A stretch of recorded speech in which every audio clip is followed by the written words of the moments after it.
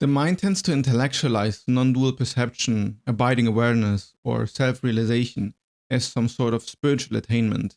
And then when you talk about perceiving something from this non-dual state, then the mind always tries to identify with it or tries to compare itself to it, as if spirituality is about a hierarchical journey towards some sort of top of enlightenment. And this causes a ton of weird paradoxical sensations where on one hand you have gained very deep insight about an experience, but then you also morph it and try to make it into something that it isn't just because you hear somebody else talk about it. I wrote a more structured essay on my Substack that I've called Semi-Enlightenment, where I go into more depth about what I'm talking about here. But here I want to be more freeform and give you more direct phenomenological approach of what it is like to perceive this way. Because now it is very normal for me. It makes it very difficult to make sense of it in a way that I can make relatable. And it also makes me sound alien if I really say it exactly how I feel it like. The difficulty is in the object-subject split. We humans always, as this is how we learn to grow up, differentiate between your own subjective experience and the external, real objective world. So we automatically make a division between me and an object.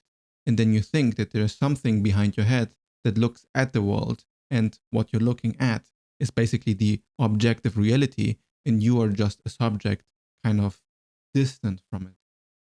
On non-dual perception, this split from object to subject stops, and there's no difference anymore between what your consciousness is and what any other object in reality is. Even other people are being recognized as just yourself. And you do understand, or let's make it personal, I do understand that there are other people out there that genuinely have their own conscious experience. It's not solipsism, but I understand that I have never real access to them. It is always filtered through my own personal mind that makes things be perceived in a certain way. And this is where projection comes in. We project all the time our own internal insecurities, the stuff that bothers us about ourselves, and then put them on others and make others responsible. So it doesn't come from us, but it's this person that got triggered instead of me. When anything that makes you feel stressed and happens in your body always has to do with you too. Even if the other person might be stressing you, it is still something that is happening through your own body. There's nothing that you ever perceive in reality that is not you in a fundamental way. There's an intellectual understanding that often happens where you understand that the entire world is subjective. Since everybody is perceiving their own perceptual framework of the world, then therefore the entire world has to be subjective because there's no fundamental truth. I have my own experience, this person has their own experience, my cat has a different experience, and there seems to be no grounding truth to it all. And then we start to believe that it doesn't matter what the truth is at all. We can just lie to ourselves and make up the reality in our head and say, well, this is my truth, so who are you to tell me that this is wrong? This is a fatal mistake to actually achieve abiding awareness because, yeah, there's a lot of subjectivity in the world, but truth exists and it matters and it is real and it is very important for you to access what is true. And you likely have noticed that society isn't very much connected to truth nowadays.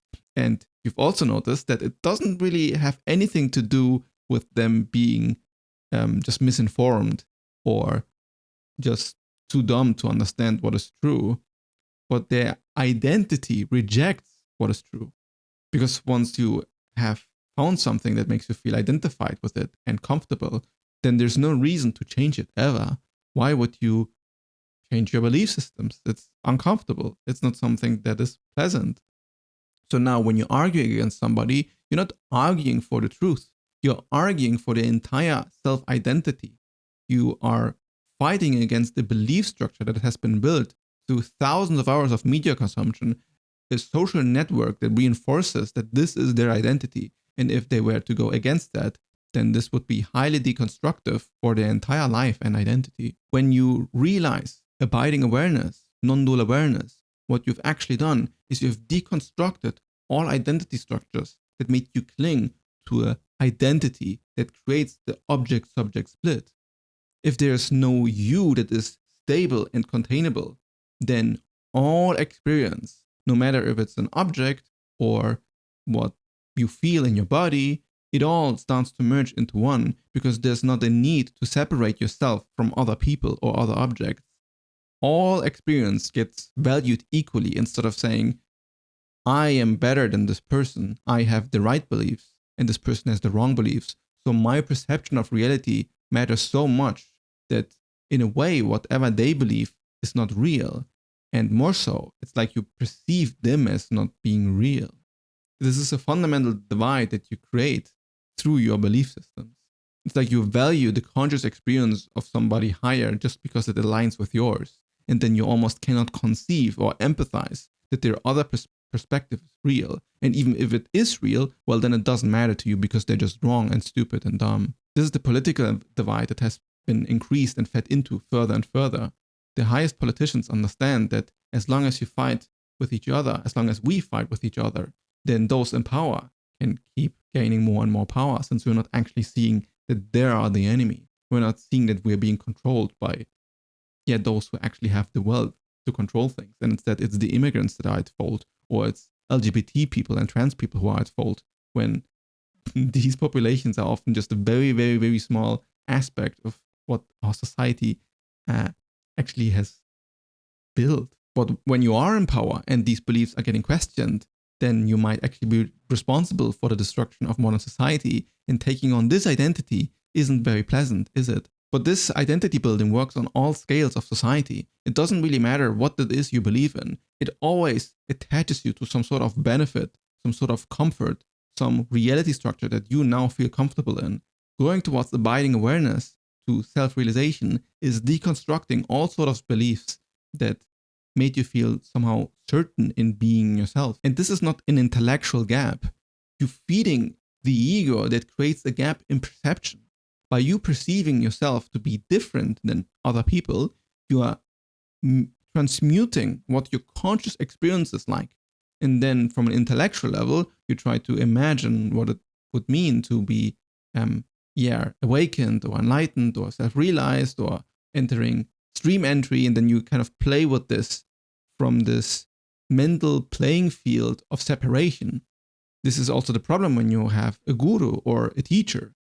Yes, I am a teacher myself and I can teach you a ton of things, but you can never learn to embrace this abiding awareness as long as you have this idea of, this guy is so much beyond me, this guy has attained something so special, or this guy has some access to some hidden cosmical knowledge, and I might never access that, or I'm not smart enough to understand that or access that.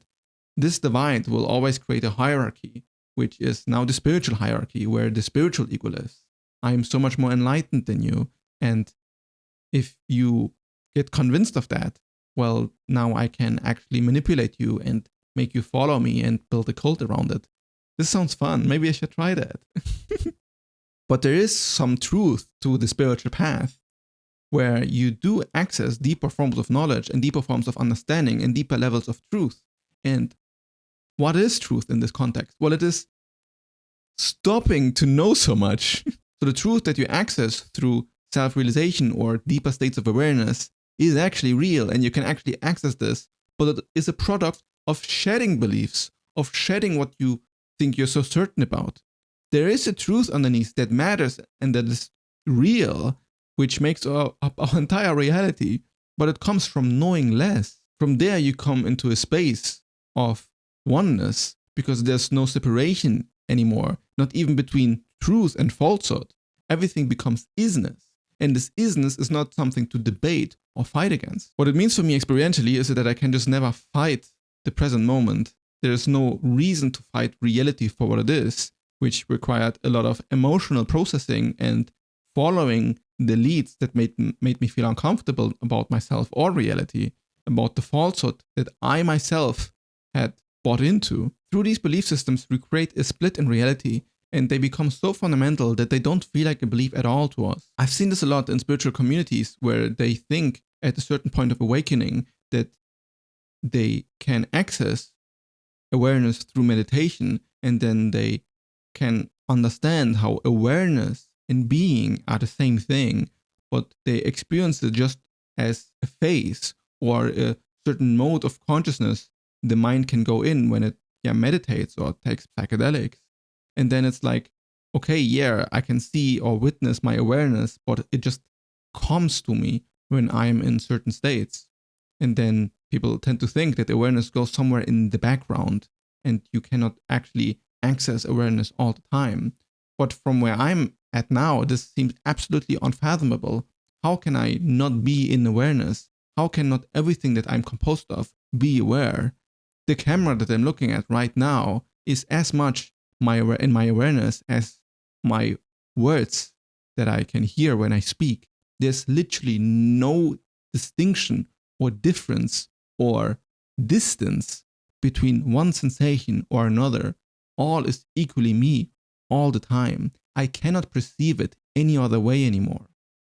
You can never perceive external reality. When you want to perceive something objectively true, it is not externally found. It can only be found internally. This is why knowledge and certainty comes by removing belief systems and coming closer in contact with one's true self. Saying that when you reach a certain point of awakening or semi-enlightenment, you're in direct contact with truth sounds extremely pretentious from the position of the ego, from the position of the mind that tries to extract objective truth as something that is external and then takes credit for it as if it is some achievement. Look, I found the truth. Am I not a special human mind?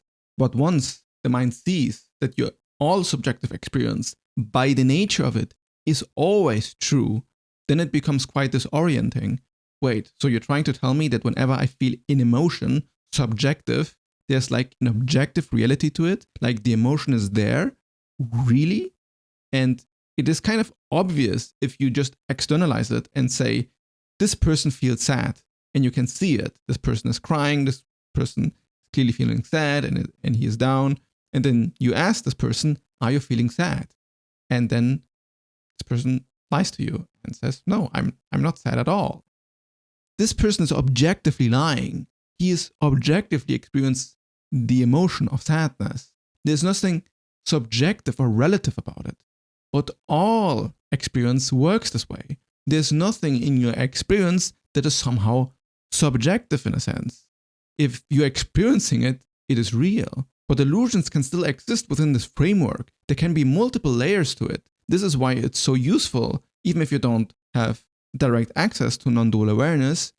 It is very useful to be able to argue always both sides. If I tell you that the earth is flat, then you would say, no, this is objectively wrong. The earth is round. And I'm inclined to agree. But now I would tell you, is there any shape or form the earth is actually flat? Can you imagine what it means like for the world to be flat? And if you are not attached to the idea of the earth being round, you might come up with some ideas like, well, I experience the world as flat when I'm walking on the earth. Like there's something that's actually flat about it. And you can say, okay, somebody who is a flat earther, who lives his entire life believing in the flat earth theory, well, in his version of reality, in his version of the universe, as a matter of fact, the earth is actually flat. Like they experience their life like this. We can still call it a subjective experience. It's not that we need to completely kill the word subjective from our vocabulary. It clearly has its place. But you can see that whatever you say or do, it is possible to find multiple angles from which to take truth in this framework. And the actual truth is what is left. If you stop believing in things and actually come in contact with what you can experientially verify. And science, as a matter of fact, does the same thing. Through repetition, it experiences what reality is like. And by consistently getting the same results, it knows, okay, this is how things work. It goes in depth to the external effects. But it all also works through observation, to subjective experience. You can never escape this fact. On a more human emotional level, whenever you experience something as anger at a person, it is not that there's never a good reason to feel angry about something, but know that whenever you feel angry, it is also your responsibility. It is not something that only comes from the outside and it is a fault of somebody else, and that because of them you got triggered and now you are justified in being mad at the person. As long as you experience an emotion, it is always triggered by something internal within you. And you can take ownership of that and look at it and wonder, why does this make me feel this way? Why does being attacked by this random guy in public traffic make me feel so sad, make me feel so angry? It is not this guy's fault that you are being angry. He might be the cause of it, but it is part of your reality model that is making it alive. The same with social anxiety. You are projecting negative thoughts onto other people. What might they think of me? Maybe I'm unlikable. But you are just talking to yourself. You're experiencing your own reality model, and it is completely a subjective state that is convincing you that this is objective reality. So in non-dual experience, the duality is real. It still exists. It's not that there's no duality between anything. This is perfectly illustrated by the yin and yang symbol. You have the white aspect representing light and somethingness, and the dark aspect representing void and nothingness, merging together as one coherent entity.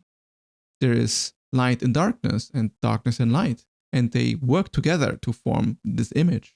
If you were to remove one aspect of the image, it wouldn't work anymore. There's no duality, as the symbol is one thing, it is one symbol. But if you zoom in, then you can see a ton of different dualities that are quite real. And this way you can swim in both of these worlds. Experientially, if you dissolve all of belief systems and constructs and fake realities that your mind conjures up, then each experience is completely whole, absolutely perfect, no distance between any perception whatsoever. But then if you zoom into reality further, then I can say there's a camera, this is a person, this is a microphone. There are clearly differences within reality that are real. What has dissolved for me is the gap. I cannot perceive anymore a gap between one sensation and another sensation. There's no distance between anything whatsoever. But then spirituality makes it into something special, as if the ego can hold such a state, which, I mean, it can't, but it tries to. So it's not that the ego completely dissolves once you are in abiding awareness. Often people say it can be seen through, but I don't really like this. I would just say the gap dissolves. There's no gap between any sensation. You are sensations flowing through experience in each moment, and you cannot hold onto the past or the future, I'd say. But what I find again and again that surprises me is this perception that awareness is something that you kind of enter into or create through meditation, as if awareness and beingness are somehow separate, and through meditation you merge them together as if one comes out of the other. But this is not how it is like at all. Experientially, you can always notice how awareness and being are exactly the same things.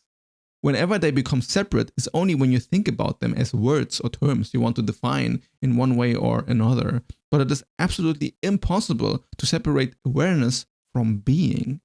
When you're aware of something, it is. And you are all that is, all of awareness, all of beingness. There's zero gap. And your experience therefore is non-dual in a very real sense. Like reality already is this way. This is why there are often teachers who want to tell you that you're already enlightened. There is no such thing as enlightenment because everyone is already enlightened. All is already how it is, and therefore everything is perfect. Well, it tries to point to what I just said, but it is very misleading to say that you are already enlightened. This, I think, creates a ton of egoic self-manipulation into thinking that there's nowhere to grow, or no belief systems to lose, or no clinging to lose their grab of. It makes you think that there's really no path, or that enlightenment is a scam and that it doesn't really exist at all, and that there's not a ton of psychological work to be done, which is definitely not the case. And the perception of reality genuinely shifts extremely once you reach a certain threshold of self-dissolution. To go way deeper into this, check out the Substack that I wrote in the top link in the description below.